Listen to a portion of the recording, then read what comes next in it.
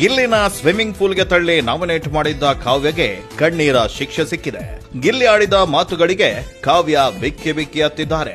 ಕಾವ್ಯ nominate ಮಾಡಿದ್ದಕ್ಕೆ ಬೆನ್ನಿಗೆ ಚೂರಿ ಹಾಕ್ಬಿಟ್ರಲ್ಲ ಅಂತ ಗಿಲ್ಲಿ ಮುಖಕ್ಕೆ ಹೊಡೆದಂತೆ ಹೇಳಿದ್ದಾರೆ.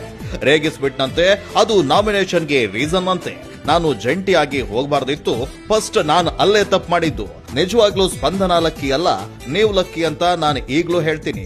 ಕಾವ್ಯಗೆ ನೀವು ಫ್ರೀ ಪ್ರಾಡಕ್ಟ್ ಅಂತ ಗಿಲ್ಲಿ ಚುಚ್ಚು ಮಾತುಗಳನ್ನ ಆಡಿದ್ದಾರೆ. ಇದರಿಂದ ಕಾವ್ಯ ಬೇಸರಗೊಂಡಿದ್ದಾರೆ.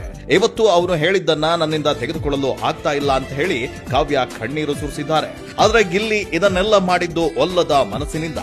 ನಿನ್ನೆ ವಿಲನ್ ಗಿಲ್ಲಿ ಹಾಗೂ ಅಶ್ವಿನಿ ಗೌಡಗೆ ಸೀಕ್ರೆಟ್ ಟಾಸ್ಕ್ ಅನ್ನ ಕೊಟ್ಟಿದ್ರು. ಆ ಟಾಸ್ಕ್ ನ ಅನ್ವಯ ಕಾವ್ಯಗೆ ಗಿಲ್ಲಿ ಕಣ್ಣೀರನ್ನ ಹಾಕಿಸಿದ್ದಾರೆ. ಸೀಕ್ರೆಟ್ ಡೀಲ್ ನ ನೀವು ಸಕ್ಸಸ್ಫುಲ್ ಆಗಿ ಕಂಪ್ಲೀಟ್ ಮಾಡಿದ್ರೆ ನಿಮ್ಮಿಬ್ಬರನ್ನ ಈ ವಾರದ ಕ್ಯಾಪ್ಟನ್ಸಿ ರೇಸ್ಗೆ ಡೈರೆಕ್ಟ್ ಎಂಟ್ರಿ ಕೊಡಿಸ್ತೀನಿ ಅಂತ ಹೇಳಿದ್ರು. ಅದರಂತೆ ಗಿಲ್ಲಿ ಕಾವ್ಯ ಕಣ್ಣಲ್ಲಿ ನೀರು ತರಿಸಿ ಟಾಸ್ಕ್ ಅನ್ನ